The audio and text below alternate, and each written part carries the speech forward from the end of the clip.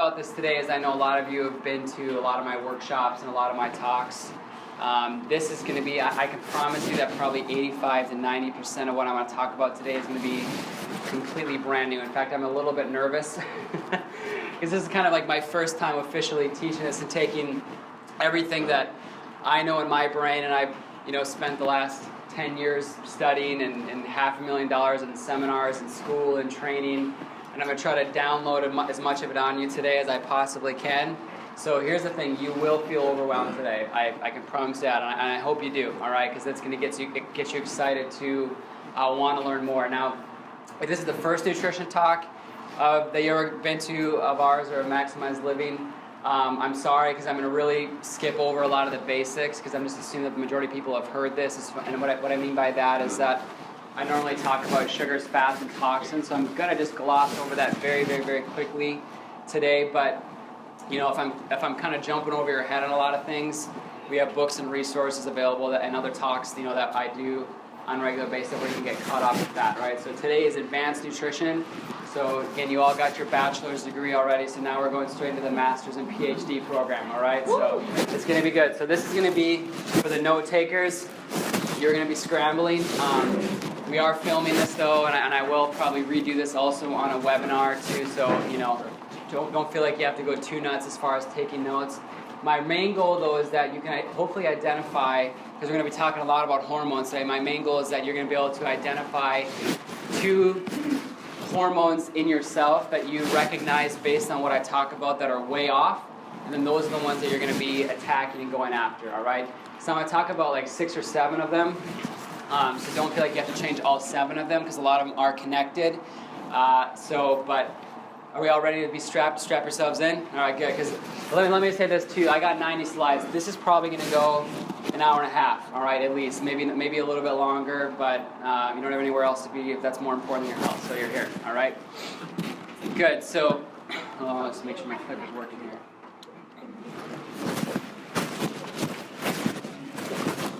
So we'll start off a little bit of something funny here today.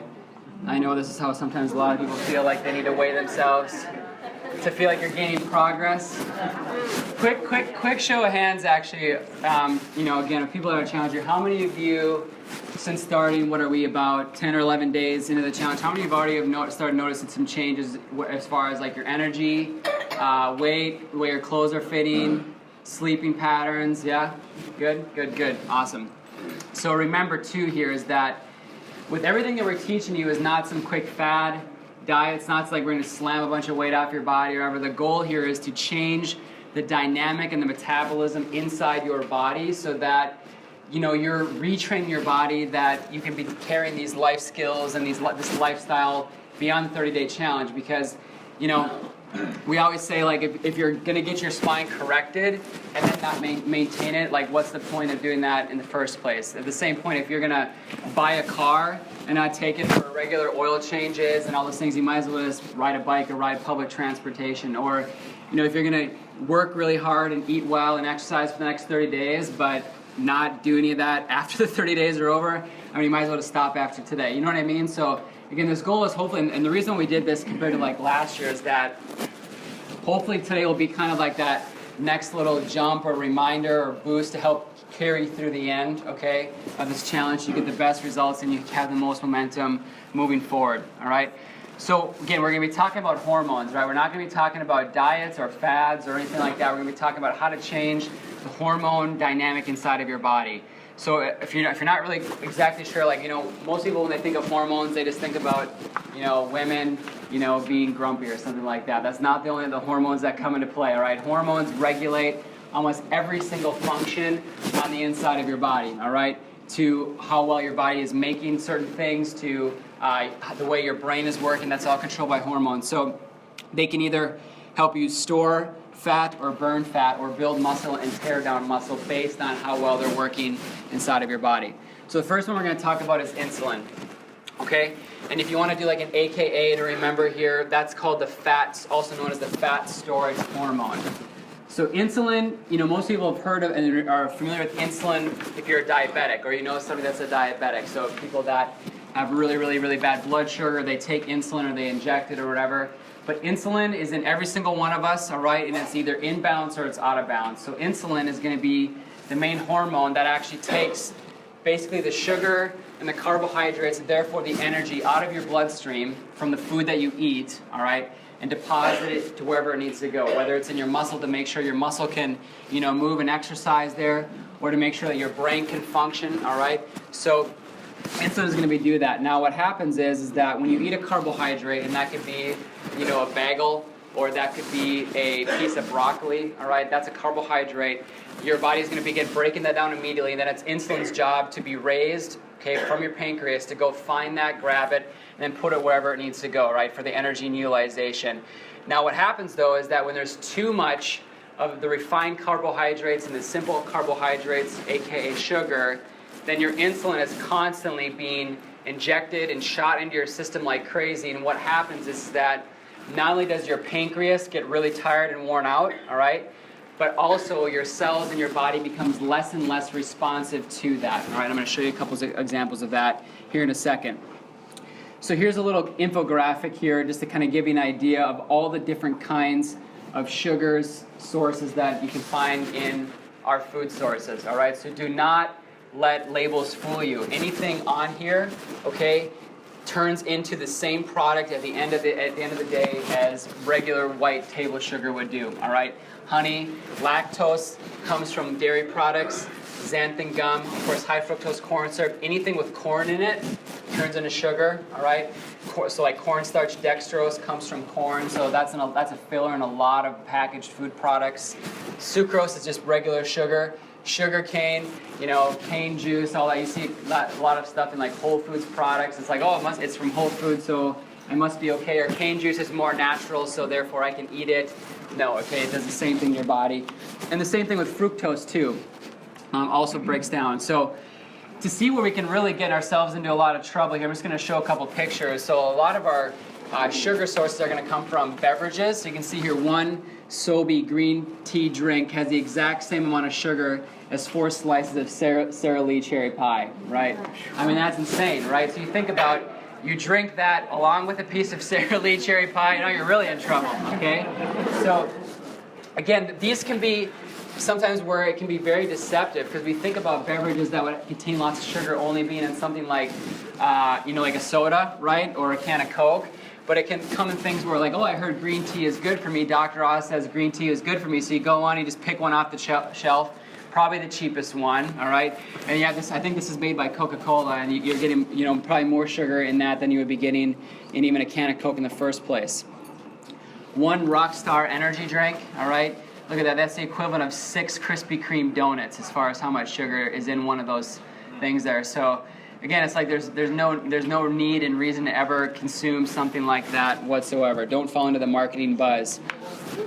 Uh-oh. One venti white chocolate mocha with whipped cream has as much sugar as 8.5 scoops of Eddie's ice cream. So, I only get the talls. Okay, so then you had 5 or 6 scoops instead. Okay, so I like lattes just as much as the next person, but when I go to Starbucks, I bring my own stevia, my own natural sweetener. I put that there instead, and then for me that's a special treat, because it's not organic espresso and it's not organic milk. All right. So here's how this works as far as your cell receptors inside of your body. Okay. So all the red little molecules on here, all the red little dots, those are glucose, okay? So remember, carbohydrates break down into this right here, all right? All the little blue dots are going to be insulin, all right? It's insulin's job to, again, find and connect to a little red dot of glucose there. And what it does is that in order for the sugar and the glucose to enter your cell, this is a cell right here, the insulin has to bind to a receptor site so that it opens up a channel so sugar can come in, all right? So think of it as like a key that opens the door so sugar can come into your cell, all right? Now what happens though when there's too much sugar going on, so you're constantly eating excess sugar, there's excess insulin, what happens you see is some of these receptor sites here have actually burned off and died off because they were bombarded so much that they wore out, okay? So they literally just shut down because they couldn't handle the constant influx that they just were working. They died too early, all right? So what happens is there's normally 20,000 insulin receptor sites on a normal cell. People that have diabetes will drop down to about 5,000 sets, so they're only operating at about 75% capacity. Well, then what happens then, as you can imagine, so all that sugar then, which is supposed to be going into cells, can't, so it stays inside your bloodstream, but it's got to get out of your bloodstream, so now your liver wakes up, your brain's talking to your liver, it wakes up, and it's like, I got to do something here or my body's going to shut down and die. So then the liver consumes and takes all of this sugar right here, converts it, turns it into fat, and stores it in all those lovely places that you love it to be in. All right, so that's how that happens. So the way that you fix that, with the way you get, so it's really not an insulin problem per se, but it's the way your body is behaving and responding to insulin. The way you fix that is that you stop bombarding it with all this glucose, and what's amazing is that these receptor sites then will kind of recognize that it's safe to come out again, and then they'll kind of regrow again, and then now everything can be back to normal. So that's how we're able to see really dozens and dozens of people every single year here in this office that have diabetes, that are able to reverse that and get back down to a normal blood sugar level and completely reverse their diagnosis of diabetes or pre-diabetes or, high blood sugar. I mean, the other people, you can be having issues with this even if you're not diagnosed with pre-diabetes or diabetes. But also, if you're storing too much fat, and you know you are, then you have a problem and you're on your way towards becoming diabetic or pre-diabetic, all right? So you give your body a rest, it will repair and regenerate itself. Remember, your body is an incredible self-healing, self-regulating, self-organizing machine, all right? It's the most beautiful machine ever made and created. But you got to give it a break and remove the interference in order to allow that to happen, all right? And good things like chiropractic care too, actually, there was a great study that was done 4 years ago that found that the better your nervous system works, actually the better and the diabetics can have as far as changing their lifestyle and reversing these types of conditions. So here's how this works as far as a domino effect. So putting more carbs or sugar into your bloodstream, again, is going to raise your insulin up, all right?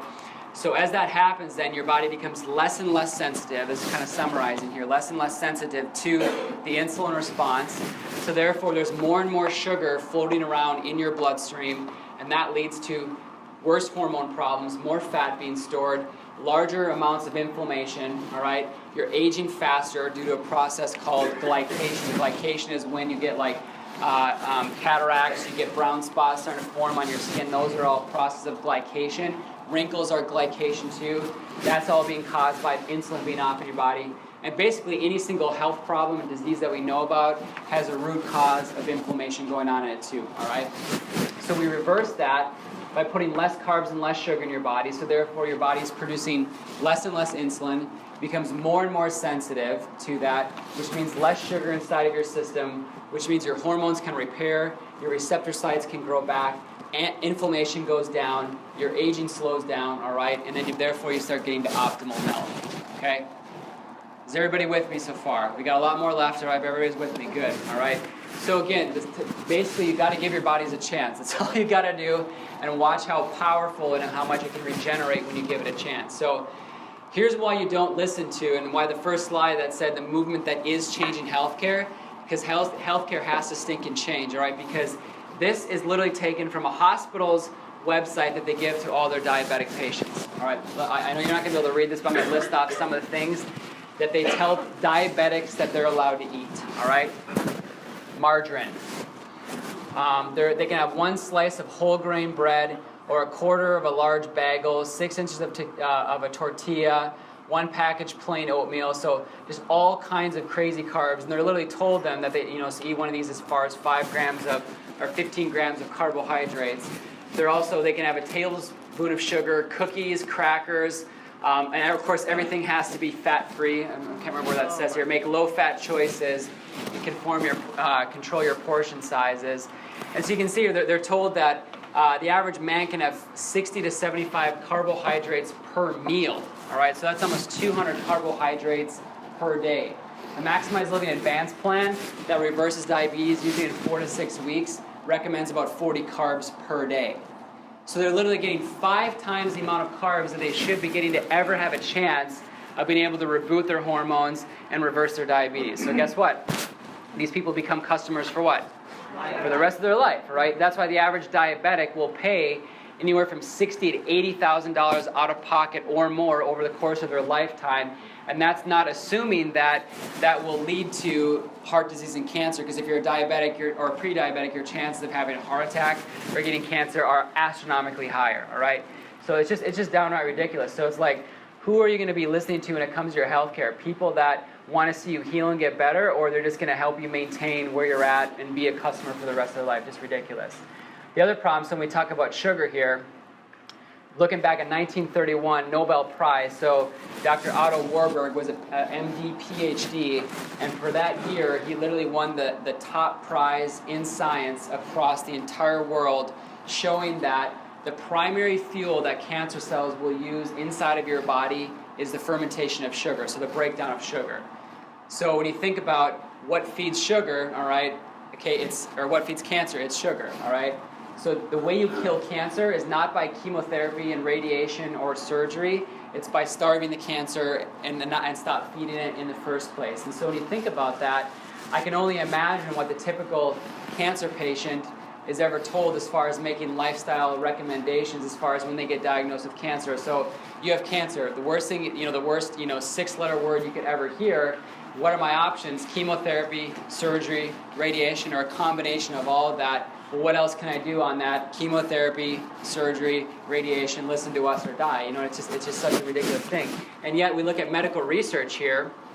This comes out of cancer research. So the top cancer research journal across the entire world found that fructose, sugar, induces, blah, blah, blah, to promote cancer growth, all right? So literally they know. It's like these are medical doctors doing this study. These are oncologists doing these studies, finding that and showing improving that cancer cells. I'm not going to read this, but basically it says carbohydrate metabolism via glycolysis adversely affects cancer survival. So what that means is that the more sugar you have when you're diagnosed with cancer, the less likely your chances are of living, all right? So when you think about that, you could reverse engineer that.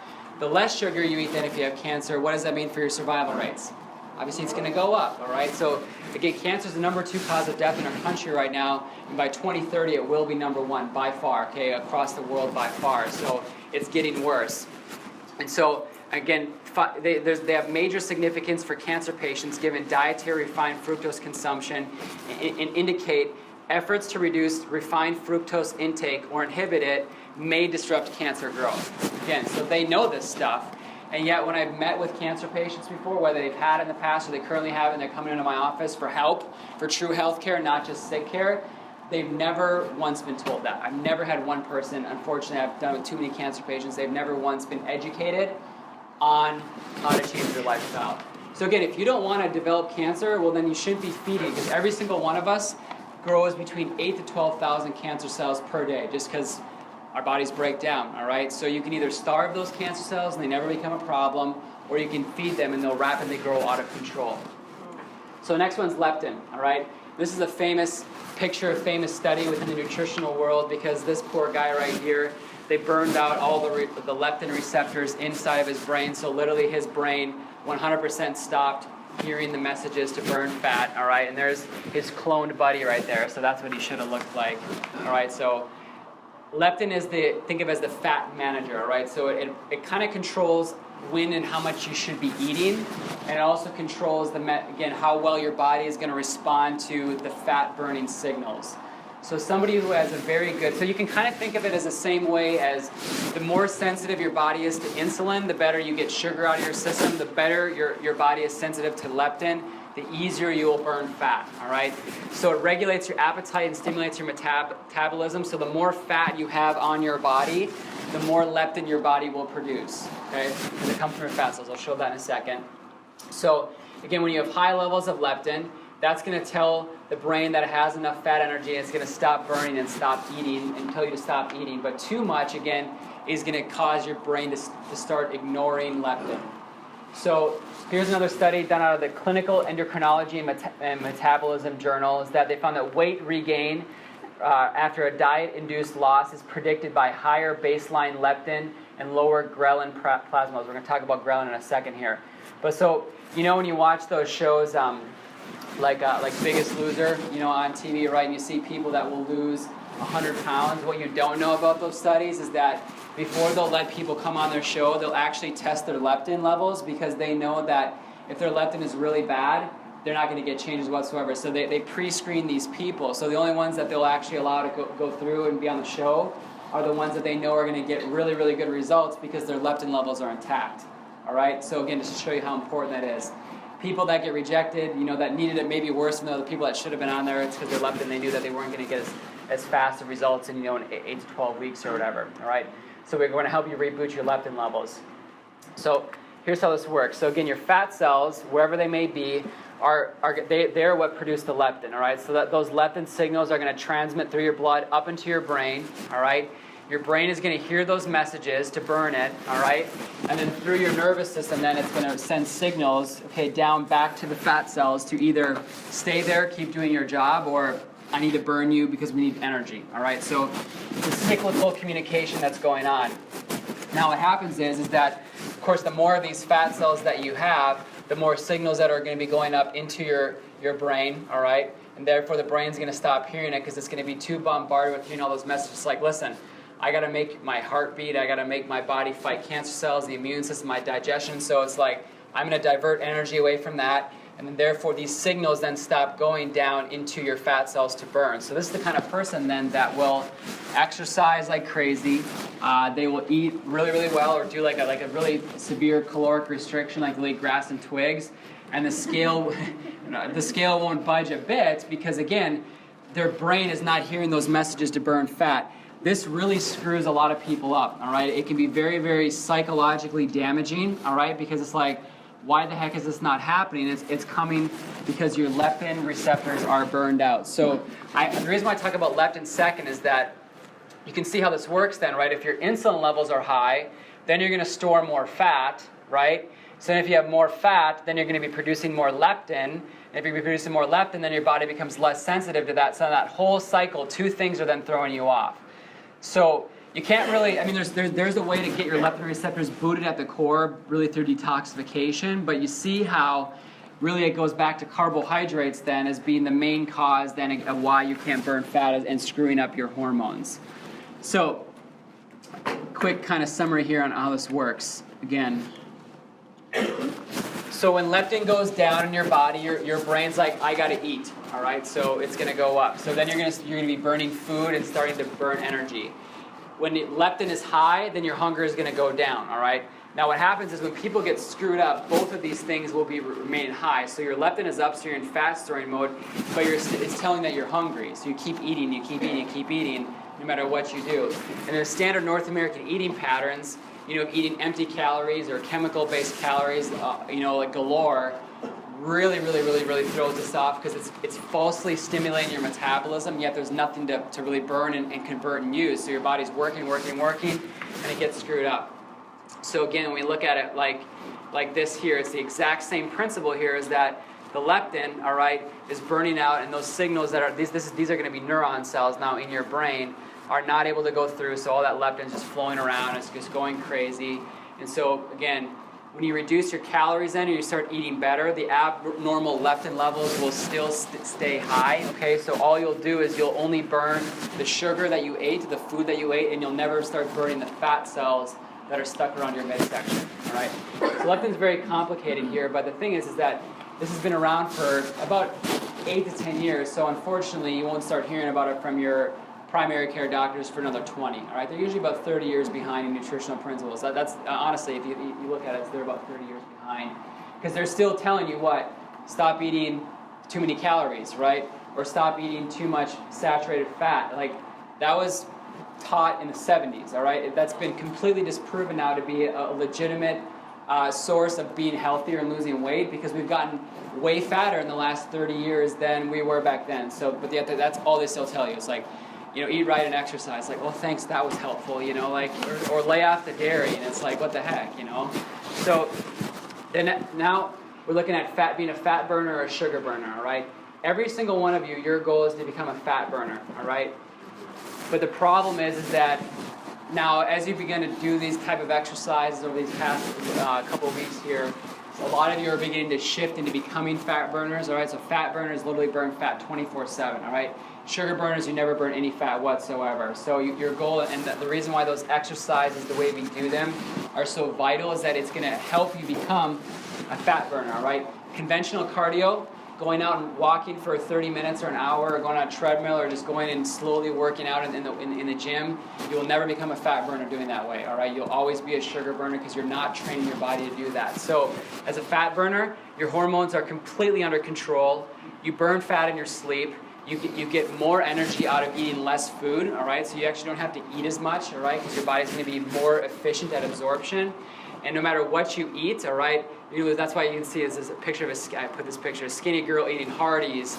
And, I guarantee you when you think about people, those people that you hate stubbornly, or you selfishly, sinfully hate, it's the people that eat really, really, really bad food. It might be a family member of yours or a coworker, and you're like, how the heck do they eat the worst food always, and they never gain any weight, okay? And yet here I am busting my, butt, all right, and eating the right foods, and they're doing better than I am. It's because they're lucky because up until that point, they're still their body's hearing leptin and burning fat. Some people are a little bit more genetically resistant to having problems with that, and some people are a little bit more genetically susceptible to having their leptin levels get off faster. But the key is to not hate these people. You love your neighbor as yourself, all right? But your goal is to become one of them, all right? So look at them for inspiration. Not that therefore you can eat Hardee's or fast food whenever you want, all right? But that's where you could go, and you could go travel, let's say over the 4th of July, have not so good food and not gain 5 pounds the next day, all right? You'll be able to efficiently burn it off. Now most of you are sugar burners, all right? So again, body's forgotten how to burn fat. You rely on sugar for energy. So what does that mean? As soon as all that sugar's been burned off, and usually it's about 2 hours, what does your brain tell you? I need more. So then it starts sending signals to your stomach, and it starts growling, saying like, hey, we got to get eating again. So then it's like, and what do you crave? Not broccoli. It craves quick energy, which is going to be like fruit or sugar or candy, or specifically going to be carbohydrates like bread, rice, pasta, all right, pizza, things like that. And it's again because you're a sugar burner. So in order for your body to keep the energy levels high, otherwise you majorly crash, again, it's going to keep sending signals to spike up that insulin, spike up that blood sugar by craving sugar. So that's when you get those uncontrollable cravings. So a lot of you, as you really cut back probably over the last 10 or 11 days, have probably felt downright grumpy some of the hours of the days because you're not having your normal carbohydrate intake, and you're retraining your brain and your entire hormonal system to work for you and not against you, all right? And therefore, there's a little internal battle that's going on in you right now. It's okay. You got to stay resolved and win, all right? So also these people typically plateau, all right? So that's where you can maybe work out 6 days a week, for months and months and months at a time. And you plateau like a 5-pound weight loss, can never get below whatever a certain number no matter what you try. It's because you're still burning sugar only and not burning fat, all right? So this is going to require the advanced plan to really burn through that. So the eating plan, the eating guide that Dr. Emily put together for you, all right, is all going to be advanced plan approved things other than the few cheat days that we, kind of put in there. Those are more core plan. But the advanced plan is again designed to dramatically cut your carbs down to about 30 to 40 grams a day, dramatically up your fats and your proteins, so that's where you're going to get your primary energy source from instead. That's how you reboot your hormones very, very quickly. Get rid of inflammation like blood pressure issues, diabetes issues, and cholesterol issues very, very, very quickly. All right? So linking with leptin is going to be toxicity. All right? Now, I know a lot of you are at the same. We did 2 months ago. I did a whole 90-minute, 2-hour long session just on toxins. But I want to talk about how it relates to the fat cells and the leptin inside of your body. All right? So remember, toxins are fat soluble, and what that means is that they have an affinity or a strong love for being able to go and enter fat cells. All right? So they actually will clog up those channels and block some of those channels that you saw on the earlier slides there. So what that happens, and the reason why is your body will recognize, so again, your body's very smart, it'll recognize when there's toxins in your system, so it's going to take those toxins and make sure they stay away from your vital organs like your heart, your lungs, your digestive organs, your immune glands, and so it'll actually push them away from that and deposit it in fat cells. So when it goes in your fat cell, think of it, it's kind of like isolated off from the outside world. Think of like a crazy person, like they put them in a padded cell, because they're not safe for society, all right? Think of it like that as toxins, so they get locked away, and sometimes for unfortunate people, the key gets thrown away, and that's why you can never burn. So toxins then will also trigger, so they trigger leptin to be produced, all right? So again, think about the war going on inside of your body. When your body's toxic, it's like, okay, it's got to make more leptin to create more fat so we can make more and more of a place to put those toxins, okay? You guys with me on that? So again, it's recognizing that you're putting toxins in, so it's honestly trying to help you. I mean, think about it. Would you rather want toxins in your fat cells where they're safe, or would you want damage in your heart and your lungs and your stomach? It's like, again, your body's trying to protect you, but you're the one that's doing all the damage, all right? So these people then become that's why toxic people become very unresponsive to weight loss, all right? Because their leptin levels are probably not only off from having bad insulin levels, but now we throw a toxic perspective in there and they don't go anywhere. So the other thing is that they release cytokines, which is an inflammatory marker again, and I'm not going to go into that because then we'll be here for 4 hours. But remember, inflammation in your body, not good, all right? It's very, very damaging. Think of it as like acid. Think of it as like rust, okay? It's very, very damaging. But that'll eventually lead to MSH burnout, all right? So quick review from the toxin seminar. MSH is one of the main hormones in your body that produces and causes things like chronic pain, gastrointestinal problems, make you less resistant to bacteria, so you're sicker more often. Your cortisol levels get off, that's your stress levels. Your sex hormones go down, sex drive goes down, testosterone, estrogen levels get way out of imbalance. Your ACH hormone gets way off, so you have to pee all the time, and you can't sleep, all right? So again, cytokines coming from toxins lead to all of those things I just listed and more, all right? So that's why, again, toxicity is a major issue in our society and leading to problems, okay? So I'm going to do a quick little video here, 90 seconds of somebody explaining, Dr. Pompa explaining this link here. So many people come in. Maybe not. Where'd that video go?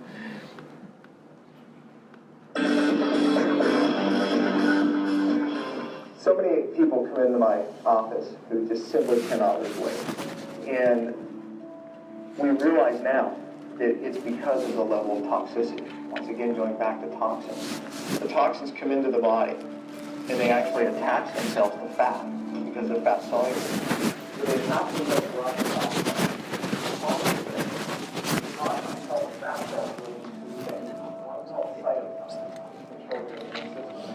The other one's called leptin. Leptin is a hormone from your brain to burn fat. So now they're going to talk so the leptin levels continue to rise, and eventually the receptor sites which reside in your brain to this hormone burn out. So now your brain can't hear the message from this hormone leptin. So guess what? You can't burn fat, regardless of how much exercise you do, regardless of what diet you eat. You will not burn fat. You will not lose weight because your body's not getting the signal from leptin. So, without a show of hands, okay, you can maybe blink 3 times at me. How many of you that you can relate to that? Okay, most people. All right. So this is kind of how it plays out in another way. So again, this person on the far end of the spectrum would have the most weight off, all right?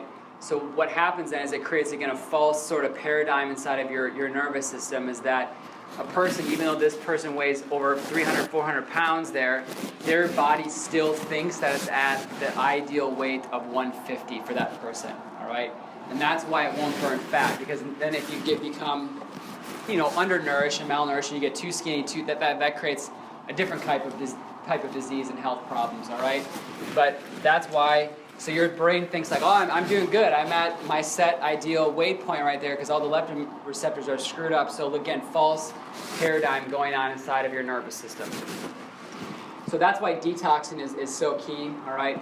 And we have a product that specifically does this. So we have clinically proven it to find that it dramatically spikes up your glutathione levels, and it will dislodge those cytokines and toxins from your cell membranes to allow them then to finally be burned off, okay? That's why this works. That's why a lot of people will lose belly fat and weight on there. It also helps to reset your leptin production and your receptors, okay? So it's two parts. Cell detox is going to be the one that's going to punch and kind of dislodge all those toxins from your cell membranes. And then body detox is going to be the part that's going to grab to, suck up and bind, and then pull all of it out through your digestive system, all right? Now think about this. So this one's taken in the morning. So why this works. So this is taken in the morning. So then all day long it's kind of punching out and working on getting those toxins out of your body, all right? Then you take body detox at nighttime, because at nighttime your body will naturally go through a detoxification cycle, which is why if you're healthy, one of the first things that happens when you wake up in the morning is you have a bowel movement, okay? Because that's trying to get toxins out. So basically all it's doing is that it's giving your body a little bit of an added boost to get those toxins dislodged quicker, that are really stubborn and easier, and then when you have your normal cycles of bowel movements, everything, all that stuff gets washed away, all right? Now here's the thing. Most of you have stinking been toxic for your entire life, all right? Because you've just been putting junk inside of your bodies. You had junk from vaccines injected into you from birth. You know, you were given rounds and rounds of antibiotics your entire life. You've been eating bad food up until a lot of you started making recent changes here. So you got to realize that this is not like, oh, I'm going to do a detox for like 4 days or 30 days and like, hallelujah, I'm toxic free. It's like, hell no, okay? H-E-L-L no, all right? It doesn't work that way. I mean, if it was that powerful, I mean, like we would charge $5,000 for this stuff, okay? That doesn't work that way. But here's the thing, is that this also is going to retrain your body. That was recorded, I said hell, that's all right. I'll have to edit that part out. So here's the thing, is it's retraining your body to work better on its own too, so that it can better detoxify itself, all right? So, and this is at a cellular level, which is why, like, oh, you know, I do a colon cleanse once a quarter. It's like, great, so you cleaned out a little bit of junk in your colon. What about the toxic cells that were sitting in your fat right here, okay? Or right here? How did the colon cleanse work at getting those things out? It doesn't work that way, okay? You have to allow your body to do its job on its own, where your liver is the main detoxifying organ. So all the things in here, like milk thistle, chlorella, spirulina, just help your liver work really, really, really, really, really well to push all that stuff out of there, okay? So we put a package, because usually 90 days is a good length of time to really go after this and get a deep down to the deep rooted toxins in your body. So I recommend, if you're going to do it 90 days back to back to back, all right? You should do that at least once a year. If you know you're really, really, really toxic, then just, you know, buckle down and know that you're probably going to have to do it for the entire year, all right? So we put a bundle for 15% off for a 3-month supply for that today, okay? So the next part we're going to talk about is the digestive system, and how that plays a role with ghrelin, and how well your body is able to digest and assimilate nutrients in food, all right? Because this is another problem that comes with weight loss, or with weight loss resistance. So when your intestine, specifically your small and large intestine are working normally, all right, all these food products here are going to be going through there nicely, broken down. Now, things that are a little bit harder to be digested, they end up not getting broken down until they get into your colon, which is why things like beans, which are not really easily digestible, can give people gas, all right? Like they're the magical fruit, right? So, because the more you eat, the more you... Thank you. One person does it. So, what happens though is that if your intestinal flora, the bacteria in your digestive system, gets out of balance, meaning that there's an overgrowth of bad bacteria, what happens is that instead of that only being isolated to being in the colon, it begins to spread up your digestive system. So now it gets into your lower digestive system, upper digestive system. So now when you're even eating easily digestible things, like let's say fruit or broccoli or other like kind of complex carbohydrates, now they're still not being broken down and they're hitting that bad bacteria, and now you're getting major fermentation and gas way too soon, all right? So that's what's happening. If you have major digestive issues or gas issues going on, all right, if major imbalance in your digestive system, it's because there's been an overgrowth of bacteria that's basically crept up, and it's creeping up higher and higher and higher each and every single day, week, and month, and year that you're not addressing that. All right? I know it's kind of gross to talk about poop and toots, all right, but it's a reality, all right, because again, this creates a big-time major imbalance inside your digestive system, which leads to inflammation.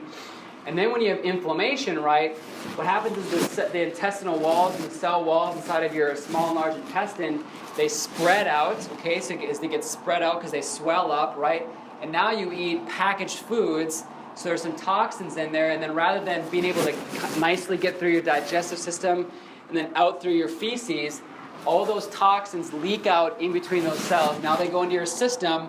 Now your body recognizes there's more toxins in your system, so where do they go? Into your fat cells, okay? So this is why, again, digestive health goes beyond just, you know, how well and how often you're going to the bathroom, but is there inflammation or not going on inside of your digestive system? Because if your digestive, how many of you have heard of leaky gut before? Yeah, it's like a major thing. Here's the thing, I would say 75 to 80% of Americans have some form of leaky gut going on because of the standard foods that most of them eat, all right? So, hold on. So then as that happens, then those toxins are being recognized that they're coming from food, which is then your immune system starts waking up, and it's like, wait a minute, every single time I eat this, and it may be even you're eating something good along with the toxin, every single time I eat this, it makes my body go crazy, all right? So let's say you're having, I don't know, I can't think of it, but let's say you're like eggs and something else that's bad for you.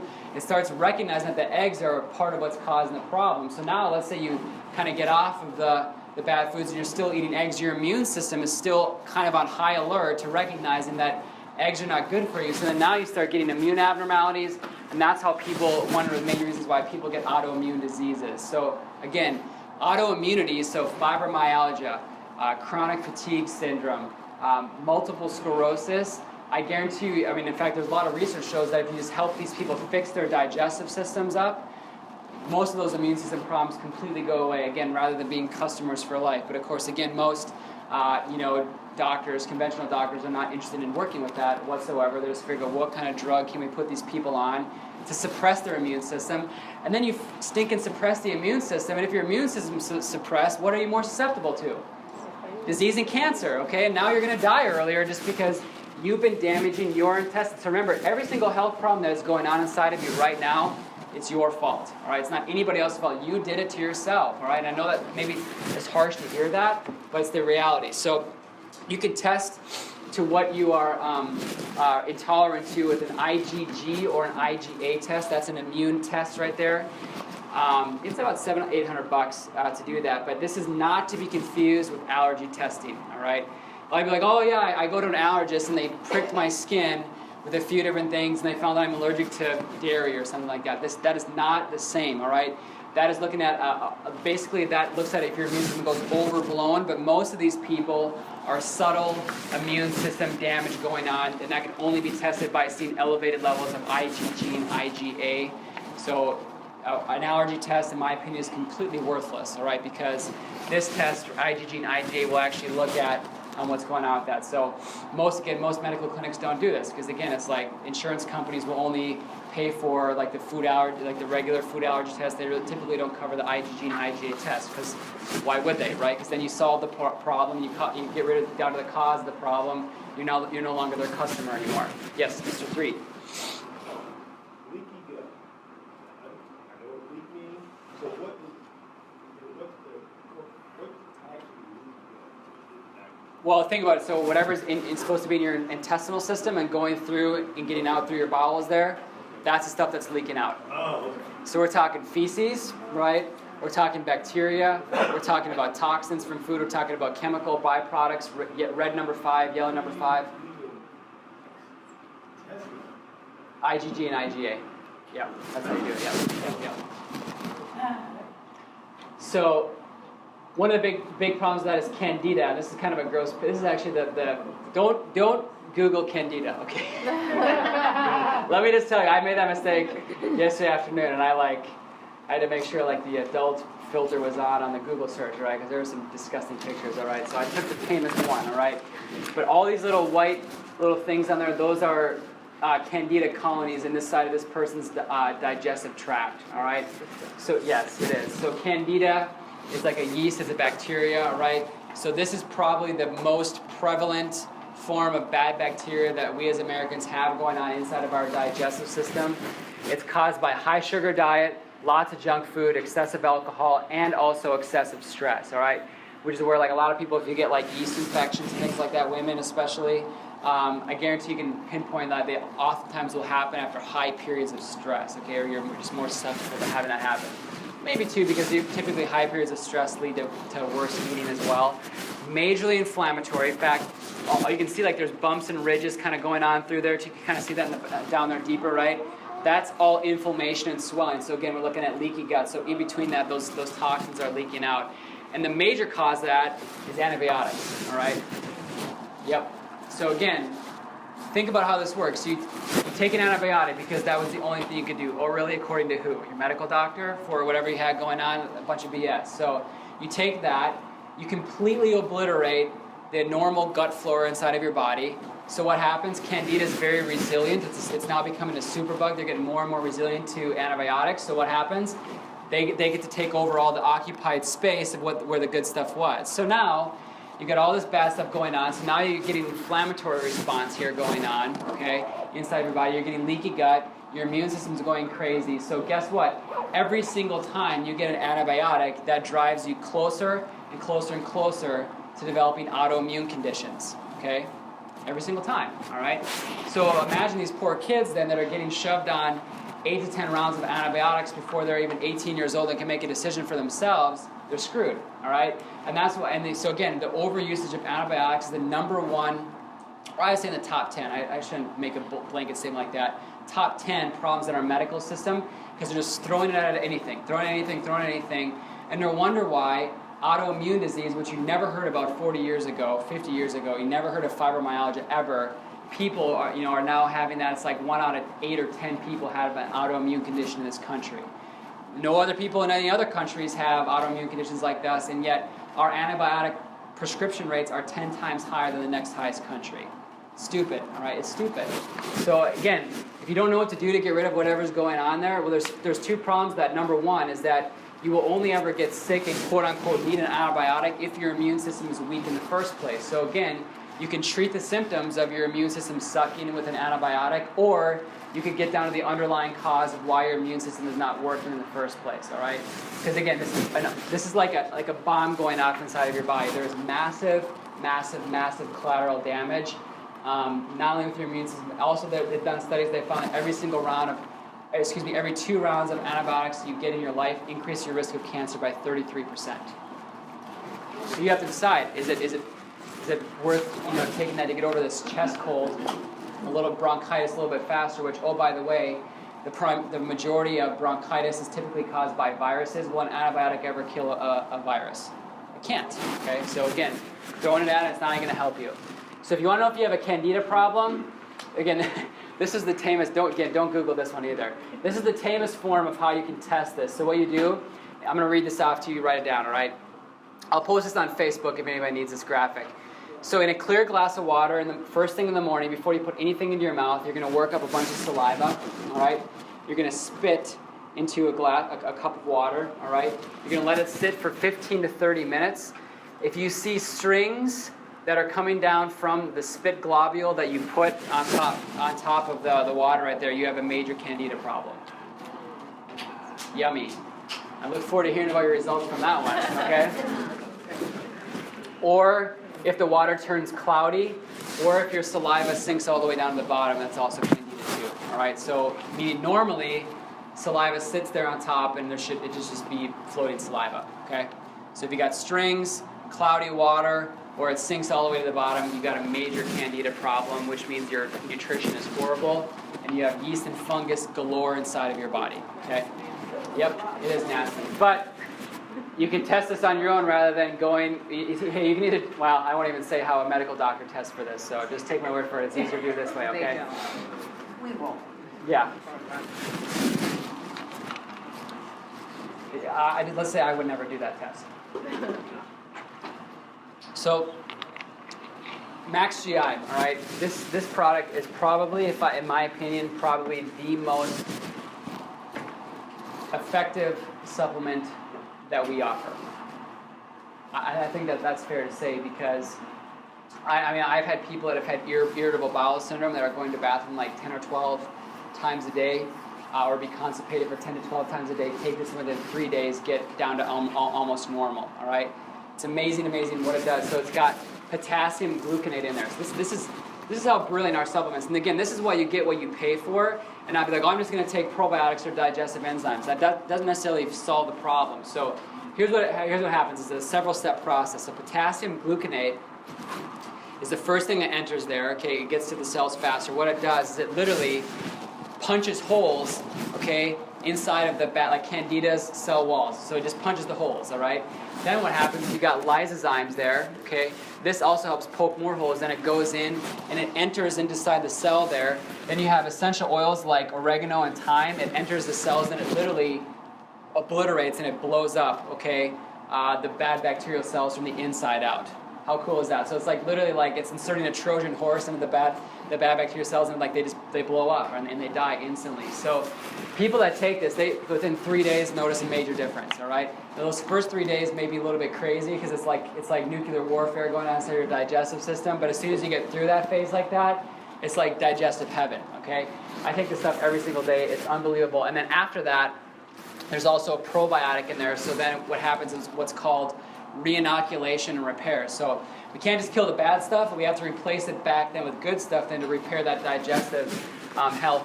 So here's the 4 R's of GI support, all right? Number 1 is remove. Gotta get the bad stuff out of there. So it's identifying food allergens and sensitivities. And if you don't want to do testing, just remember anything that is man-made is going to be a food allergen and it can cause food insensitivities, all right?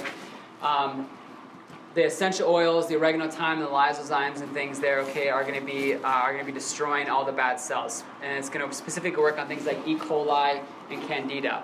Then you got to reinoculate with the probiotics. And the best ones to do that are going to be subtilis lactobacilli. So just put lactobacilli, subtilis.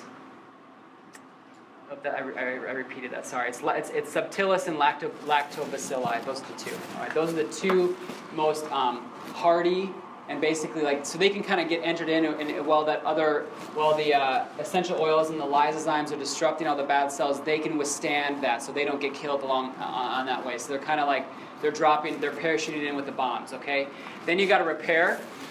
So L-glutamine is an amino acid that specifically helps with cell wall repair, all right? So it's going to help repair your digestive system lining, seal up those holes where toxins are leaking out of, and then you got to replace, all right? So doing things like fermented foods like raw cabbage, okay, sauerkraut, right? Organic, no sugar added pickles, all right? Dill pickles are good for that as well. Whole fat, no sugar, plain yogurt, okay, is another good reinoculator as well. Goat yogurt is also very, very good, all right? So this was after, what was this? I think it was 1 week of using E. coli. We took a culture of one of the researchers. This is the E. coli population going on in that person's digestive system. And after a week of using Max GI, there was it after that. So it went from 10 to the 3rd power, so 3 million down to 10,000, or 1 million down to 10,000 colonies. So what is that? That divided by what, 90%? I think I got rid of 90% or more of that in 1 week. All right. So again, that's fixing your digestive system so you can absorb food properly. So here's how this links then to ghrelin. And if you were at the Total Food Makeover back in February, remember me talking about ghrelin? That's the hunger hormone. That's the growling in your stomach, right? So that's like when your stomach growls, that's literally the ghrelin being shot out so your body can hear like, oh, I need to eat, all right? So when your digestive system is crazy and going crazy, then it's constantly shooting out ghrelin because it can't control the release of that, so it's telling you you're always hungry, all right? So you see all these things are connected, right? Everything is connected inside of your body, which is why trying to treat medically one symptom or the other with these certain things is never going to help you get well, ever, because it's not going to help you get down to the chain reaction of the cause. So levels of ghrelin will go up when insulin and leptin go up, and they'll go way up when you get a lack of sleep. All right, this is huge, all right? Huge, huge, huge, huge, huge. So the less you sleep, the more you eat, all right? It is a physiological problem inside of your body. So it's, again, so that happens. So overweight people, I'm just going to read this. Overweight people have overactive ghrelin from the leptin being off, which means you are in a false state of perceived starvation, all right? So again, your body literally thinks that it's starving because of how much leptin and ghrelin is off. So then what happens is you get dramatic metabolic confusion going on inside of your body. Again, that's where it showed the picture, the fat guy, okay, who thought he weighed 150 pounds. So they also reduce inflammation in your digestive tract, all right? So ghrelin actually, when it's at the proper level, when it's in normal balance, will help keep those cell walls nice and tight so toxins can't leak out of there. But again, the toxic digestive bacterial flora like Candida, E. coli, things like that, they're going to punch and make your body make more ghrelin so they can basically create further survival, all right? So again, antibiotics, Candida are the main causes of the type of bacterial imbalances, so they're going to throw your ghrelin levels off. Have I convinced everybody you should never get an antibiotic ever again in your entire life? Okay, thank you. Praise the Lord. We're gonna have a written record here, so everybody that came to this talk. So if you come in and say, "Oh, my doctor prescribed me an antibiotic last week, and I'm literally gonna punch you in the face." Okay, and then I'm gonna go punch your doctor in the face. That is medical malpractice. Every time an antibiotic prescription is written, it's medical malpractice, and that's my opinion, all right? So looking at testosterone, right? Ghrelins very quickly, because if you fix your insulin and your leptin levels, your ghrelin levels will fix themselves, all right? And you fix your digestive system. So testosterone. Now, I wanted just to kind of recap and link back and again further solidify that the type of exercise you've been doing over the past 2 weeks here is really the only type of exercise that you should ever do, all right? Because that is going to make your testosterone and human growth hormone levels be at optimal levels, which is going to keep you in a fat-burning, lean muscle-building state 24/7, okay? So, again, muscle mass times your exercise intensity, okay, is going to mean maximum testosterone release and maximum HGH release. So you get more muscle. Again, and don't get, sometimes the women, like, they think, oh, like, yeah, I'm going to get all this, like, bulky and gross. Absolutely not, okay? Those women are, like, shooting themselves with, like, horse hormones to get that big, okay? You will be just toned, all right? My wife works out 3 times a week doing this stuff. Like, she is not, and she's been doing it for 6 months. She's not gotten bulky. She's gotten more toned, all right? So it's going to, bulky in her stomach because she's a baby. We can't control that, right? It's going to increase your bone density. So another major problem, right? People's hormones get screwed up. They get osteopenia and they get osteoporosis. So again, women that don't like to exercise, that's why more women get osteopenia and you don't hear about typically men getting osteoporosis because we just naturally have a little bit better testosterone levels. But women, you need testosterone levels too, and also sex drive, libido, okay? So belly fat is going to convert, if you don't have enough testosterone body, it's going to convert it into estrogen too. So because it's saying, I need estrogen is actually a higher priority hormone in your body. So if you don't have enough, then your body's going to take whatever testosterone you would have and turn it into estrogen anyways, all right? Which is not good for men and women. There's typically a natural decline throughout the course of your life, right, as ages go on. It doesn't have to be that way. So again, this is why typically men in their 60s and 70s begin to really lose all their muscle mass goes downhill, sex drive goes downhill, because you're not doing something specifically to keep it higher, okay? So burst training and surge training will help keep that up, okay? And we can actually see like the ratios go a little bit more like that. Then they plateau and they never go lower than that, okay? So you can control that. So this is not a way to burst train. I walked my dog, right? Or this is another way here, right? This is a real picture. This is a real picture for a gym in California. So there's the stairs in the middle, or we can just take the escalator. Like, what the heck? You're like, this is dumb. I can only imagine that what these type of people do for their workouts. They probably just, it's like the lazy stroll on the treadmill, right? It's like, oh, I'm working out. It's like they're talking on their phone, they're like doing work on the computer, and they're watching sports all at the same time. Like that's not exercise. So this is kind of this picture sums it up. It's like, which would you rather be, muscular and lean, or stringy? And this is actually what's called a medical condition called skinny fat. All right. This guy has about 6 to 8% body fat. This guy's in the 18 to 20%. All right. Now this guy can run way longer and way further than this guy right here. All right, but he has about 18 to 20% body fat, even though they're marathon runners. So that's why the long duration running exercise, those people, they may be thin sometimes, not always, especially if their leptin's off. They're going to be thin, but their body fat percentage is still going to be high. Their muscle percentage is going to be very, very, very low, all right? Compared to the opposite. Like, what kind of training do you think this guy does? Sprinter, what do? They run sprints, okay? So they'll run for 30 seconds and they'll take a break, all right? And they walk back, okay? So again, they're doing burst training. That's what they do, right? That's a surge training. What does this guy do? He goes and runs for 6 hours, all right? Great for him. He's going to have good cardiovascular conditioning, but I guarantee you this guy does too, all right? But, you know, which of these people are more likely to die of a heart attack then? Yeah, you don't hear about people having heart attacks during sprint races. They always have heart attacks during marathons. So cortisol. I spent a lot of time on this one here today too, all right? Because this is another major problem with Americans. So it's steroid hormone produced by your adrenal glands, which are they're little tiny glands located down by your kidneys, okay?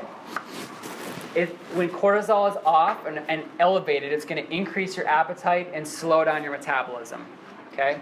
It cannibalizes, or therefore that breaks down muscle. So that's why people that go through really, really, really intense, stressful periods, oftentimes they'll shrink and they'll lose a lot of weight, okay, from that, because all their metabolism, all their muscles get cannibalized. Thyroid function goes down. So you see how this place is all connected then again. So your thyroid goes hypo, right? And then your energy goes down, your metabolism goes down, your hair starts thinning. And so again, now the doctor does a test that they don't look at your cortisol, but they look at they see your thyroid is off. So now they start giving you Synthroid, which artificially elevates up your thyroid problem, but that's not still getting down to the cause of the problem in the first place, and that's why you take increasingly amounts of Synthroid then for the rest of your life, because it's still not getting down to the cause of the problem. Your insulin resistance is going to go up even more, okay? And then it shuts down your adrenal function. So you basically, to sum it up, overweight, no energy, lightheaded, and sick all the time. All right, chronic sickness. Those are kind of the hallmark signs. And then belly fat. Those are the hallmark signs of cortisol levels being off. So there's a normal biorhythm that goes on inside of the body, okay? And so the blue line right here is going to be melatonin. So that's the sleep thing. You think it's like the sleep hormone. The red line here is cortisol, okay? So you can see that first thing in the morning, 6 in the morning, that as your body starts to wake up, cortisol spikes, right? And that basically jump starts it and activates it. Now, normally though, and before noon actually, you can see that the cortisol production is actually diminished by 50%, okay? And by the time you go to bed, it's basically non-existent. This is in a normal person, all right? And actually, it'll even go into conservation mode then in the middle of the night, okay? Now, melatonin, you can see, during the morning, obviously should be very low, because if it's high, you're going to be really groggy and have a hard time, waking up. And then it goes into maximal production at nighttime, okay, through there. So you wind down, and it starts producing there, then you're in physical repair, and then the early morning hours are where you get psychological repair, all right? So that's why it's so important. It's like for sleep, like when you're exercising or you work a physical job, is that the amount of hours of sleep you get before midnight, okay, you're going to get more physical repair there in your body, all right? Now, if you're people that are waking up like at 2 or 3 in the morning, that's why those people are typically have a lot of stress or a lot of anxiety, because they're not getting the normal psychological repair. Does that make sense? Okay? So, again, if you don't want your body to be aging and breaking down, then quality sleep is going to be key. Otherwise, you're going to be fighting a losing battle, all right? And we're going to talk about some ways and some strategies to get better sleep here, too. So, in the cortisol, for somebody who's out of rhythm, here's kind of more what it looks like. Spikes, and it stays way high throughout the entire day, okay? And then it dips down hardly in the morning before it spikes again. So that's why these people, they're called being wired and tired, all right? So your body's like high strung all the time, like you feel like you're like almost jittery, but you're very tired at the same time, all right? Wired and tired. So I can't really explain that, medically, but it's more something like when I say that statement, maybe some of you can kind of relate, like, yeah, that's exactly how I feel. I feel wired, but I'm tired. So what raises it? Stress, nutrient deficiencies, lack of sleep, low blood sugar, food sensitivities, those low-grade infections, again, coming from digestive system imbalances, and prolonged workouts. So again, those people, skinny fat, running for an hour or more, their cortisol levels are through the roof, all right, by the time they are done. So their body's going to go in fat storing mode, which is why those people, even though they may burn 900 or 1,000 calories during a 7 or 8 hour run, their body is conserving as much fat as it possibly can, all right, and it's not burning that. So by lack of sleep, everybody is different here. If you want to know what your sleep levels should be, there's kind of a good way to do it. Like next time you're on vacation, go to bed at a set time every single night, like pick 11. You don't set an alarm and you allow your body to sleep until you wake up, all right? So you do that, you do like 3 or 4 nights in order to get that, and then by then you'll be reset. By the 4th night, you just kind of go to bed and you wake up, and however long you sleep, by the time you wake up, you'll know how many hours you individually need for sleep, all right? Now, when you go back to a work environment, you may probably want to add an hour onto that, but at least it will give you an idea of what your set point is. Most people is 7 to 8 hours, okay? So you go to bed, let's say at 11, you're on vacation, okay? You go to bed at 11 o'clock every single night, all right? You don't set an alarm in the morning, so you just sleep, and you wake up whatever time you wake up at, all right? Then you do that for 3 nights in a row, and your that's basically cleaning out any sleep depravity, okay? Then you sleep the 4th night, and then you'll see how long you sleep, and that's what and then when you wake up, then you'll know how many hours you need. So if you wake up at 6, then you know your body needs about 7 hours of sleep to be at best function, okay? But you can't just do it one night and see what it is, because you may be sleep deprived, so you're still kind of playing catch up, all right? So I'm going to talk about homovalinate and vanilla mandolate in a second here, as far as nutrient deficiencies and where those come from. But stress is a big one, and lack of sleep is another very, very, very big one too. So I'm going to do a quick case study here. So as far as some weight loss resistance, so we recently ran blood work and a urine analysis on a pastor, a 51-year-old guy. He's got a busy church in this area here, like 1,200 people. So there's a lot of stress, obviously, with that, okay? He's been working out 6 days a week for 60 minutes or more for the last 6 months, okay? During that time, he's lost 5 pounds, right? Obviously, what's the first thing that sticks out to you? Well, but what else is happening, though, as far as cortisol production? Long workouts, right? Really long workouts. 60 minutes is way too long. And then, again, the majority of the fat, like he's pretty trim, kind of like chest and up there, as like arms are pretty trim, but all the fat is accumulating down here, and it's not going away from in that area right there. Obviously, stress is going to be another big one. Not taking enough vacations. Okay, so here was his report that we ran. Number 1, we found that his homovalinate was off. All right, that is a neurotransmitter function there. Basically mean that his body was not converting and switching over. So this is a way to show that his body was producing way too much cortisol. So again, I don't even like to test cortisol all that much too, because that's testing an end product. There's many things and many different byproducts that can make cortisol high. So we'd want to figure out why is the cortisol high. So his was off because his homovalinate was off. Also his 5-HIA, don't worry about these here. That was also very low too there. So again, he was in a fat conservation mode. What he's doing. Then real quickly here in toxicity, his pyroglutamate levels were very low. That is what helps make your body glutathione. So whoever said toxicity was right. So his body was not adequately fending off the level of toxicity that he either A, had going on, or B, he was also continuing to put in. All right. So again, so this guy's like, I don't know why I'm losing weight. I'm like, well, rather than guessing why that's happening, we ran a test on him to figure it out why it was. And I called him yesterday to tell him that we figured it out, and he was over the moon about that. So I'm like, now it's time to go to work and fixing that, okay? So Max Fit is a great product. It reboots cortisol, all right? It reboots cortisol. In fact, within hours of taking it, your cortisol levels will be lowered by 26%, all right? So the way this works, you take 3 a day of it, so it's designed to really, you take one of each meal, okay? So breakfast, lunch, and dinner, so that throughout the course of the day, you're keeping your cortisol levels at least 26% lower than where they should be, all right? So, you can take them all 3 at once, but that's only going to lower it, like a little bit more for probably the morning, but it's better to do one each day, one in each meal there, and it keeps your cortisol levels a little bit more balanced throughout the day. So ashwagandha does that. Green coffee bean extract, all right, is in there. That also helps to lower the cortisol.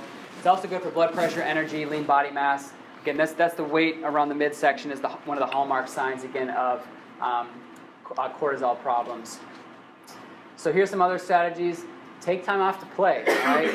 You got to do something daily that you love to do, all right? And I know this sounds like stupidly simple, but you guys don't love yourselves enough, all right? So you don't take care of yourselves the way that you should be in doing things that bring you happiness and joy and de-stress.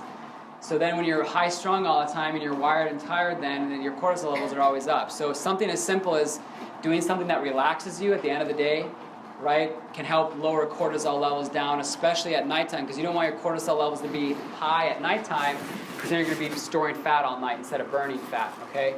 And then there's some other ones here, but take vacations. We're the country that works the hardest, we take the least amount of vacations, and we're dying the earliest. So how is that working out for us, okay? And the other thing too is that we're spending the most money on medical bills. So it's like, well, I have to work so I can make money. It's like, well, if you're going to die early and have way more medical bills, you might as well have fun and play now, okay, and live longer and have less medical bills. So again, investing in your health can happen by taking time off too, okay, and relaxing. So that's why every now and then I just need to get the heck away from you guys. So I can be better for you, okay, when I come back. All right. Some of you more than others. Just kidding. So a little bit more on sleep here, okay. I've been doing a lot of research here on sleep lately because I would say after nutrition and exercise, sleep is probably the next most important thing when it comes to how your hormones are working, not only from your brain function. So this is going to be some mind-blowing research here, but again, my goal is hopefully that you will start setting solid yellow lines and blocked off times for you guys sleeping at nighttime. Because I know a lot of you laying in bed watching TV to all the wee hours of the morning or not setting a set schedule. It's hurting you way more than you think, all right? So I'm just going to read this here. Negative stimuli get processed by the amygdala, which is a little, about acorn-sized thing inside of your brain, and positive or neutral memories get processed by your hippocampus. So think of negative stimuli like war, famine, disease, cancer, violence, all right? Positive would be like, times with your family, right? Okay, those fun activities. So that that's your brain's process those in different parts of it. Sleep deprivation affects the hippocampus harder, all right? So the result is that sleep-deprived people will hold on to negative stimuli and emotions way more than people that get the proper sleep, all right? Which is why when you don't sleep, not only are you worse off hormone-wise, but literally the emotions are being held on by your body and it's eating you alive, okay? So again, the more you sleep, the better you can clear negative emotions like stress, right? And the better you'll be able to hold on to the happier things and the happier stimuli. So again, gloomy memories and you're just a miserable person to be around when you don't sleep. University of Pennsylvania found that when they shortened adults' hours of sleeping down to 6 hours a night for just 2 weeks, okay? So 2 weeks of sleeping only 6 hours a night. When they tested them, the people said, I feel fine.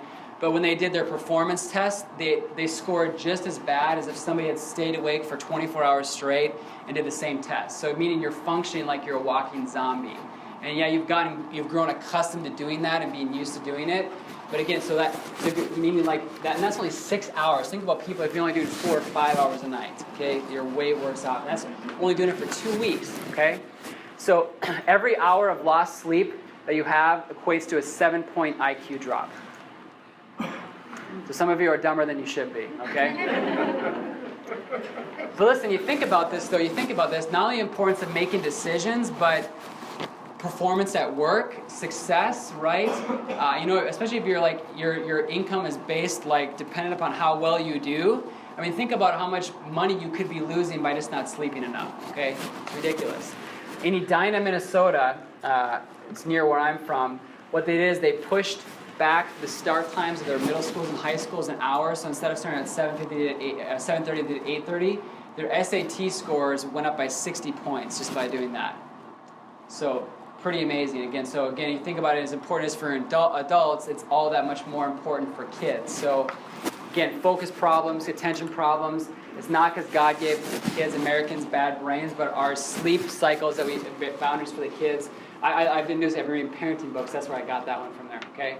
So again, sleep loss also affects your body's ability to extract glucose from your bloodstream, insulin, right? It's going to increase your hormone of ghrelin, which makes you more hungry, decrease leptin, which suppresses your appetite and makes you store fat more. Elevates cortisol. Okay, human growth hormones, that's your fat-burning, muscle-building hormone is disrupted. Middle and high school students, that odds of obesity went up by 80% for each hour of sleep lost, okay? And then another study found that the stage of slow wave sleep, so before midnight, is especially critical to proper insulin sensitivity. So again, every hour of sleep you get before midnight makes your body more sensitive to insulin and getting sugar out of your bloodstream. Okay, so it's not, oh, I go to bed at 2 and I wake up at 10 in the morning. It's like, that's not good, all right? It should be more like a 10 to 6 sleeping pattern, all right? You're actually way better off by doing it that way. You'd be better off by going to bed at 10 and waking up at 5 than you would be going to bed at 1 and waking up at 11, okay? Because you're not getting the proper amount of sleep because your cortisol levels, remember that sleep cycle, all those things are trying to go up because it's recognizing that the sun's coming up and you get screwed up. So sleep deprivation, here's just a quick kind of summary here. Increased hunger, your increased opportunity to eat, altered thermal regulation, which is metabolism, increased fatigue, increased stress hormones. So your alertness and concentration goes down, energy expenditure goes down, caloric intake goes up, obesity, all right, or overweight problems. Also, when you're not sleeping enough, your dopamine gets low. People that have really, so again, this is some of the stuff that you need to identify in yourselves here. If your dopamine is low, that means you're going to be exhausted in the morning even though you just got a full night's sleep, okay? So if that's you, guarantee your dopamine levels are low, all right? So you need motivation or you need like stimulants like coffee. If you need coffee to get going, like you need, like you're going to kill somebody if you don't get a cup of coffee before you leave the house. Dopamine is low, all right? Also tend to be very stressed out and angry people too. Again, it's just true. Like it's just a character trait. You're just more aggressive, all right? That's dopamine. Now when your serotonin is low, that's another neurotransmitter. You're the person that can't sleep. Okay, so you're having problems falling asleep at nighttime. You crave sugar, chocolates, breads. You have headaches, low sex drive, hot flashes. And then if you have a 5 HIA problem, like that case study I showed too, you're also going to have low melatonin, and that's kind of where it comes from. Remember, melatonin helps you fall into a deep sleep. So if you're having problems falling asleep, now that's not staying asleep, that's a different problem, but falling asleep in the first place, serotonin is low. Everybody got that one? So, new line of supplements that we had come out. We have sleep and mood, we have adrenal energy, and adrenal calm, all right? So this is just a quick summary. If you have problems staying asleep, okay, and you're feeling depressed, your serotonin's low, and again, that needs sleep and mood, all right? If you're wired and tired, and you have problems concentrating and focus, that's adrenal energy is what you need. And if you're having issues falling asleep, okay, and need to calm your brain down, then you need adrenal calm, okay? So staying asleep, so if you're falling asleep fine, waking up in the middle of the night, sleep and mood, all right? Or that'd also be some aggression there and anger too. If you're wired and tired, it's adrenal energy.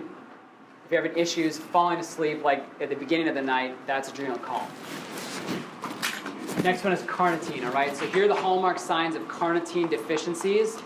Fatigue, muscle weakness, decreased tolerance to metabolic stress, and you have also a weight loss resistance. So what carnitine does is really good for your cardiovascular system particularly, okay? Helps with people that have chronic fatigue or Lyme disease are typically very, very, very deficient in carnitine because their body chews through it very quickly. Their body's very stressed out. They have hyperthyroid issues, male fertility issues, and then like brain and mood problems, so like ADD or ADHD. And this could be like maybe not something you're diagnosed with, but you have a hard time focusing and concentrating. That could be you as well.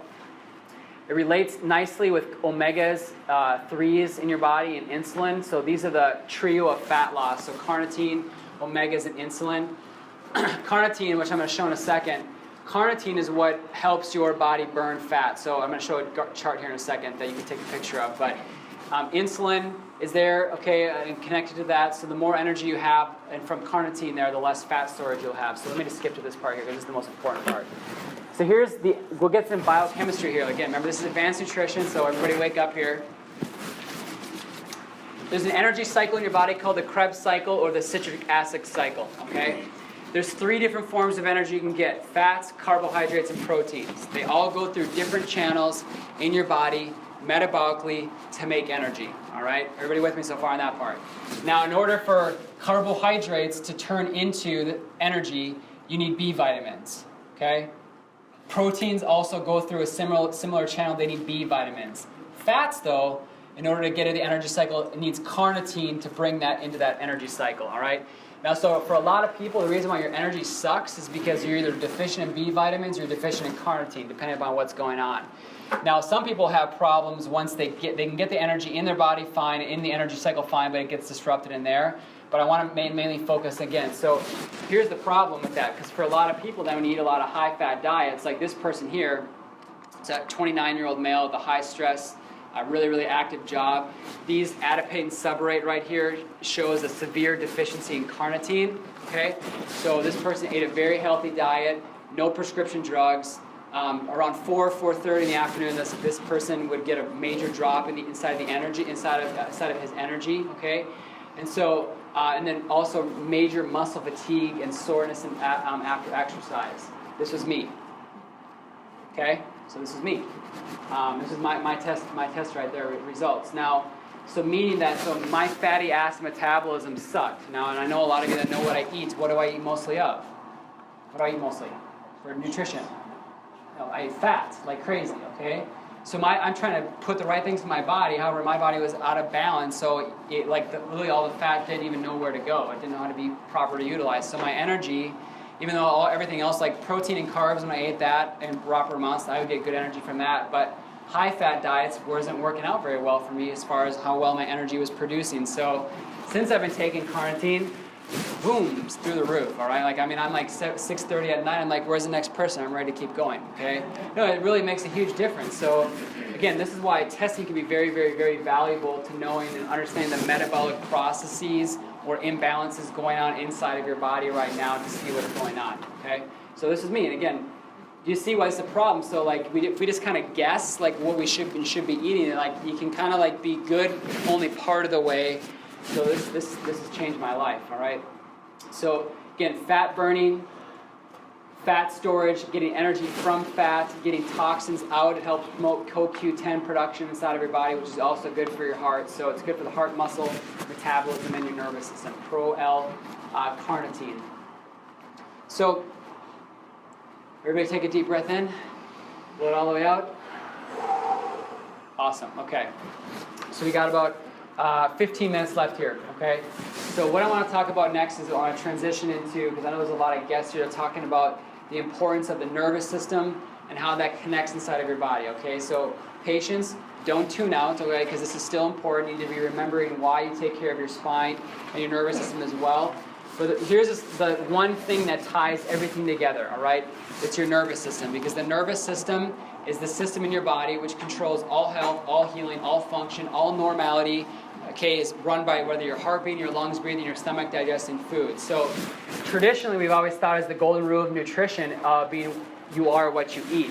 All right, but again, now that we know through testing and how well your body is functioning, we now know that it's not true. It's how well your body is able to digest, assimilate, and put those nutrients to use, all right? So meaning that a lot of people can eat the best foods in the world, they can take the best supplements, but if like the nerves going to your digestive system are being damaged or not functioning properly, right through you, okay? Remember, the only expensive supplement is the one that doesn't work, all right? That's the only expensive supplement is the one that doesn't work.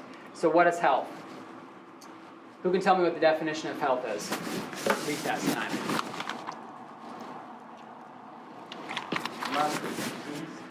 Lack of disease, okay? Part of it. See, this is why we're going over this again. Because if you want to be healthy, don't you have to know what the definition of health is? Right? Okay, good. So this is why we're reducing it. We're going over this again. Most people would say that health is when I look good or when I feel good. But the problem with that is that when you feel good, what do most people do when they feel bad? What do they take? Take a drug, okay? Cover up those symptoms. We've gone on and on again. Oh, I have a chest cold, I have bronchitis. Take an antibiotic, that's killing you, all right? All the top deadly diseases like heart disease and cancer, diabetes, have little to no symptoms while they're forming inside of your body, which is why people can be literally at the gym, dropped out of a heart attack because heart disease was forming inside of their body. This one is the biggest one of the men, is that if it ain't broke, don't fix it. It's like, yeah, I feel pretty good, you know, everything is attached, my arm's not hanging off or falling off, okay? So I must be doing okay, I can stop taking care of my body and stop taking care of my health. It's like, okay, well, is that the exact same thing you do with your car then? So when your check engine light isn't on, then it's like you don't take it in for regular maintenance. It's like, no, you still do it when you should, all right? So, definition of health. according to the top organization of healthcare on the planet, is that it's the optimal functioning of your body, mentally, physically, socially, and spiritually, and not merely the absence of symptoms or disease, okay? Because that's a big thing, is that you can have symptoms like diarrhea, and that could actually be the right thing going on inside of your body. It could be getting rid of toxins, right? If you eat something like food poisoning, you better hope you get diarrhea, and that comes out of you, because that's going to cause more problems if it stays in there. So health is all about 100% function. And if you think about how much sense that makes, again, it's like our healthcare system completely overlooks function. Completely. And in fact, it does nothing to test function. All it does is they may take some blood, they look in your eyes and your ears. That's not testing function, all right? That's testing a level that they can treat with the drug. That's all it is. So that's why the nervous system is the system that controls all function and healing inside of your body, and it's the most important system of your body. Meaning that if I cut the nerve that goes to your hearts, what happens to all your hearts? Dead. Immediately. Disconnected, all right? If we scaled that back, and instead of doing that, if I squeeze and I put pressure on that nerve now on the inside, is that heart going to get healthier or sicker over time? Every single time, all right? Whether you feel it or not, if the nerve is being choked off, it's going to be getting sicker. And that could be going for every single part of your body. To your thyroid, to your digestive organs, to your lower back muscles. It could be anything, all right? So that's why the spine is so important here. It has to be straight from front to back. It has to be. From the side, there has to be 3 perfect curves, which is why your posture is so critical, whether it's at work or on a daily basis, because if your head is starting to shift forward like this, one shoulder's higher than the other, or one hip is higher than the other, that's a sign that your spine is shifted out of balance, and when that happens, it will put pressure on your spinal cord, all right? So here's what a normal x-ray of the side picture of the neck looks like from the side, all right? Here's what it looks like on the inside. So remember, this is why we always talk about the arc of life. You know, you're taking care of your neck, the most important part of your body, because it's closest to your brain right here. So the brain's sending signals down through this white spinal cord here, and then out all the nerves to every single part of your body. So if you damage your spinal cord severely, like Christopher Reeves, obviously it causes severe issues inside of your body. This guy instantly became paralyzed, and he's got a breathing tube there, his digestive system shut down, his heart shut down, lungs shut down, immune system shut down. This picture right here, this is literally 2 days before he had his accident. This picture was taken 5 years after he had his accident. Look at how fast he aged, all right? And no wonder your body would age very quickly, because you see spinal cord injuries affects every organ in your body and leads to what's called accelerated aging, according to medical spinal cord injury experts. So in fact, I only have one person that's ever seen me that's had a spinal cord injury. He's in a wheelchair. You know, it's caused major problems in his body, but what we see is pressure and damage coming from misalignments in the spine, all right? There might not be a fracture, there might not be a broken bone, in fact there usually is not, but loss of the normal curvature of the neck will actually pinch and choke off and damage the spinal cord. So here's an MRI of somebody that's lost that curvature in the neck. You can see that white part here is being choked off right inside that person's brainstem and spinal cord. How well do you think the signals from this person's brain then are going to be getting out to the rest of their body? They cannot, all right? It is physically impossible for it to be functioning well. And this person may feel fine, all right? If it's not pushing on the part of the nerves that controls pain, which is only 6%, okay? The other 94% of your nerves are controlling your muscles and your organs. Then you could be having your body shutting down without you even feeling it. It's literally, that's why it's called a silent killer. Subluxation, nerve system damage is called a silent killer. So you can see here, 6% is pain, that's it. So if you're basing the health of your nervous system and your spine only off of how your spine or nervous system feels, then you could be having literally 94% of your nerves being choked off and not feel one bit of it, okay? So that's why you got to base it off of how well is it functioning, therefore what does the positioning of it look like, how well is your spine moving, how healthy is the joints. So this is one of my patients, Janae. We actually just filmed a testimonial video with her, because when I first met her about a little over a year ago, she was really struggling with weight problems, sluggish and tired, some stiffness in her upper back and neck. Over the course of, from 2011 to 2012, she gained 50 pounds in 1 year, all right? And during that time, she was eating organic food, she was juicing 5 times a week, and she was eating everything raw, so she was cooking nothing, which is like about as elite as you can get as far as a nutritional standpoint. When we look at her neck here, she lost the curve completely, all right? In fact, it had been there for a long, long time, because she had a little bit of arthritis here. The nerves going to her thyroid, which sits right here, being choked off. And so started working with her, and after a couple months of adjustments on there, we brought it from -4 up to +5. So she's getting 9 degrees, which is about a 20% improvement. But what's amazing is that her thyroid gland kicked on, and she lost 50 pounds in a matter of about 4 months, okay? And to this date now, she's lost 60. She's down to 60 pounds of weight loss, back to where she was, I think she said, when she was in college. And she's been working out. She's doing the challenge. She couldn't be here today because she's with her pastor, but she's killing it, all right? And she's got her fastest 5K time. So there's a pre and a post picture. Maybe hard to see from where you're at right there, but doing amazing. And then here's the key, is that she lost that 50, 60 pounds last, she got that down by September of last year, so within 6 months, she's kept it off. That's the key. So again, it's like, what's the point of working hard and losing weight if you're just going to go back and do the same darn things that got you overweight and fat in the first place, right? It doesn't make any sense to do that. So here are some of the hallmark signs of nervous system pressure and damage. So obviously, kind of the most common ones people are familiar with is that the nerves going to your neck or your back muscles are sore, they hurt. Those are being pinched and damaged. Or the ones going up into your head, your blood vessels in your head are being pinched and damaged. That will cause headaches or sinus issues. If they're going to your digestive organs, they can cause digestive imbalances, thyroid. Okay, so basically, because every single part of your body is being controlled by the nervous system, then any issue going on inside of your body could potentially be stemming from a nervous system issue. Or that may be shutting down and developing a problem, and you may not know it or may not feel it, so that's why it's so critical to do testing. So the 2 tests you can do, again, posture, look in the mirror. If you see one shoulder higher than the other, that is a window into your spine. If your head is shifted any amount of distance in front of your shoulders like that, even if it's a millimeter or 2, that'll put pressure on your spinal cord. And the best way is to do a black and white picture, an x-ray, to see what's going on, to see how well those nerves are functioning on the inside. So one of the things that we're doing for any of the guests that are here today that have never got an x-ray, or maybe it's been a long time since you've had an x-ray of your spine, is we're going to give you the opportunity to do that.